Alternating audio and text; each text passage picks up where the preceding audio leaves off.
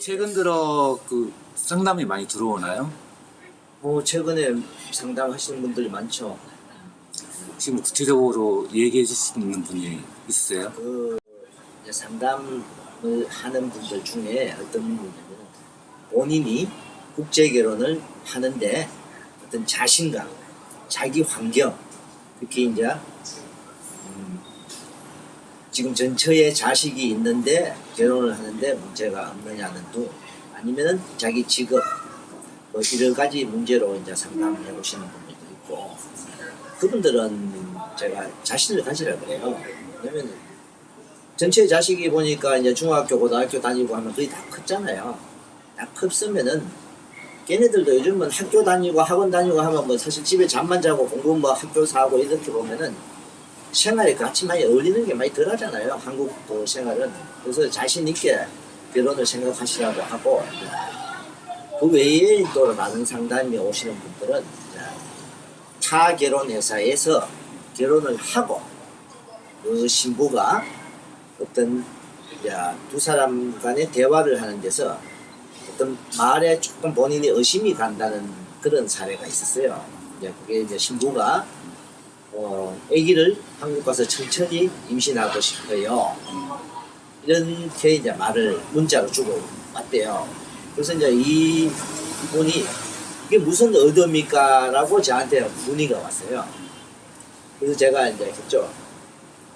그건 생각하기 나름인데, 그 아기 낳는 게 1년, 2년 후인지, 몇 달을 보고하는지, 그거는 신부한테 직접 물어봐야 됩니다. 그러면 아기를 천천히 갖고 한국 와서 뭐 하고 싶냐고 제가 한번 되물어보라고 했어요. 되물어보고, 근데 중요한 거는 이 신랑분과 이 신부의 나이 차이가 많이 나요. 나이 차이가 약 27살 정도 나는데, 이 나이 차이가 많이 나는 신부들 같은 경우는 사실 한국에 와서 돈을 먼저 벌고 싶어 하는 이런 경우가 많이 있을 수가 있어요. 그래서 사실 한국 와서 먼저 돈부터 벌게 되면은 이제 가정생활은 뒷전이 돼버리잖아요. 계속 돈 벌어서 뭐 부모님한테 주고 이제 이렇게 생활이 적응이 돼버리면은 아기 낳는 건 완전 뒷전이 돼버려요. 그래서 제가 신부들한테 항상 하는 말은 한국 가서 한국어 공부하고 아기 낳고 가정을 이꾸는 게 먼저다. 가정을 가꾼 다음에 아기가 어린이집 정도 갈 때 되면 네가 그때 마음 놓고 돈을 벌러 직장을 구해봐라. 신랑도 그때는 도와줄 거다. 주로 이렇게 많이 말해요. 아기 낳는 게 중요한가요? 먼저?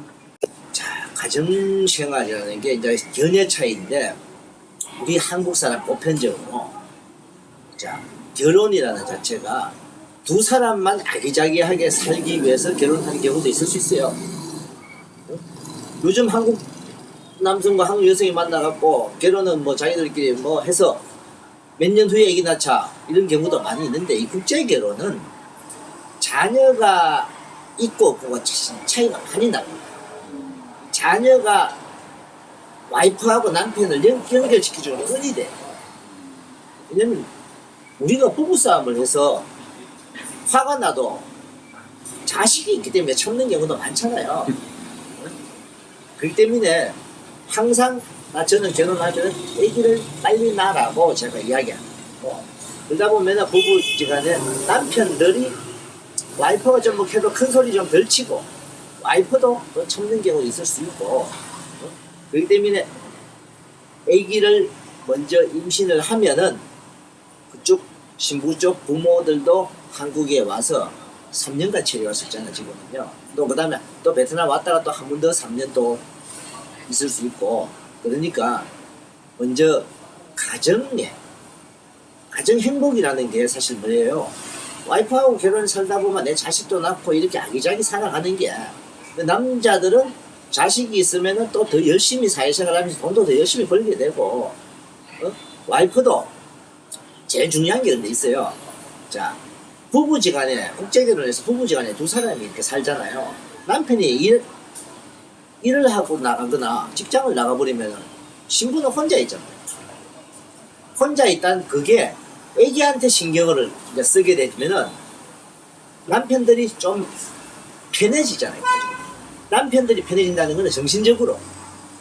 그 다음에 남편들도 더 가정적으로 바뀌게 되고 퇴근하고 집에 더 빨리 들어오게 되고 그렇게 생활을 갖고 가는 게 행복한 가정 그걸 만들어가는 일단 지름길이죠. 그래서 제가 그분들한테 이렇게 해요. 신부한테 먼저 물어보라고 한국 와서 그럼 뭘 하고 싶냐고. 근데 그 신부가 회사에 가고 싶어요, 돈 벌러 가고 싶어요 말한다면 좀 설득을 시키라고.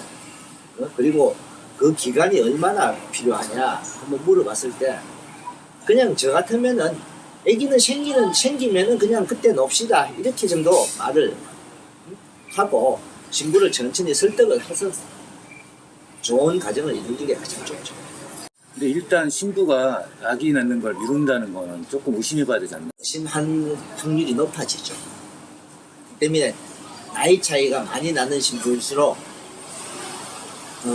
저는 솔직히 그래요. 여기서 베트남 여성들이 나이 차이가 많이 나는 신랑을 선택할 때 저는 이유가 반드시 있다고 봅니다. 가정 형편이 워낙 열악하다 보니까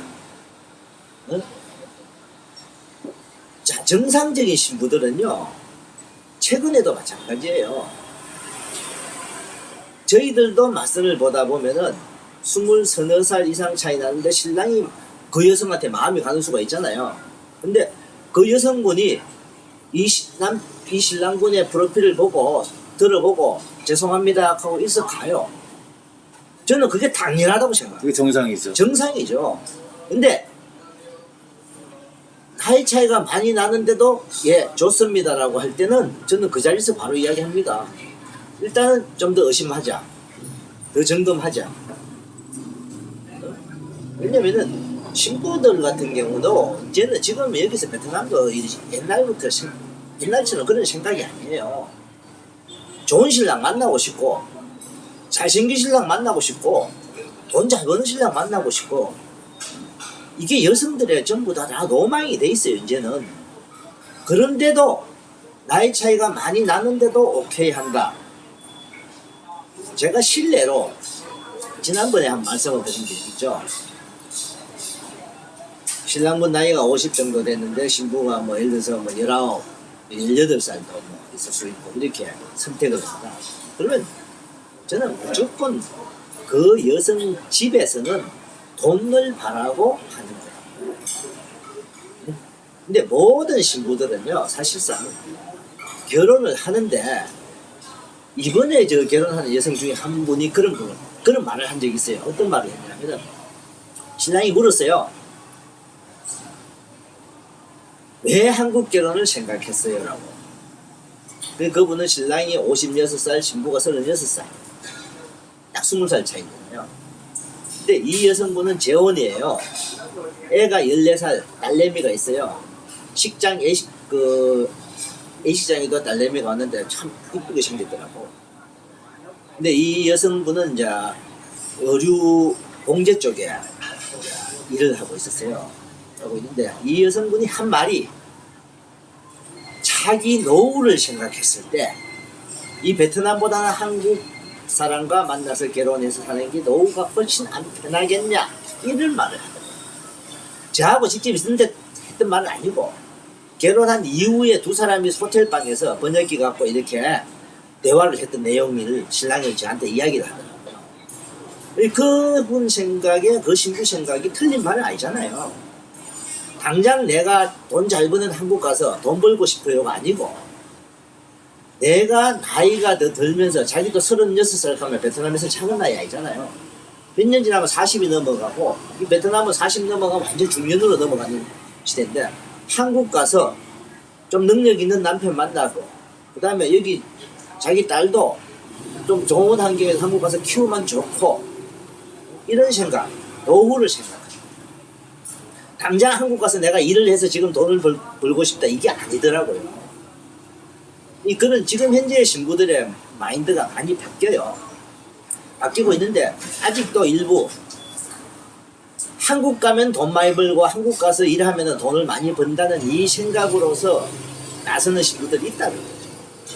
그래서 나이 차이가 좀 덜 나는 신부들이라도 나이가 조금 더 있는 신부들, 신랑분들이 그런 신부들을 좀 선택을 하면서 저한테 문의 온 분들 중에요 항상 나이 차이가 많은 사람들이 저한테 문의가 와요.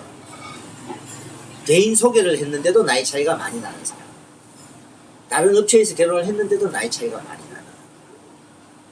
어떤 그 부분은 신중하게 본인들이 좀 결정을 해서 결혼을 진행을 했으면 하는 게 제 마음입니다.